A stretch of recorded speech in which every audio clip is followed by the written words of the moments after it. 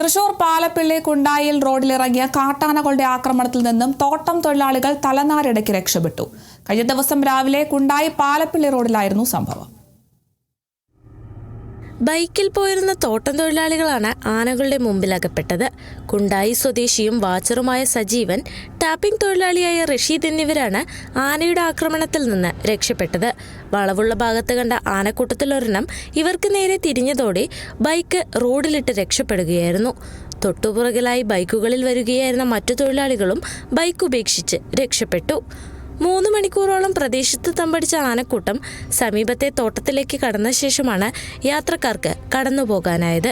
2 കൂട്ടങ്ങളിലായി 25ഓളം ആനകളാണ് പ്രദേശത്തുള്ളത്.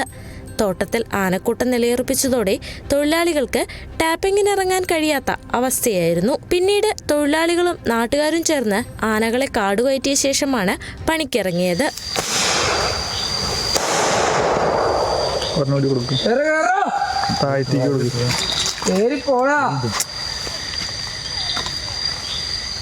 തോട്ടത്തിനോട് ചേർന്നുള്ള വനാതിർത്തിയിൽ ആനകൾ ഇപ്പോഴുമുണ്ടെന്നും ഇവ ഏതു സമയത്തും ജനവാസ മേഖലയിൽ എത്തുമെന്നും തൊഴിലാളികൾ പറയുന്നു.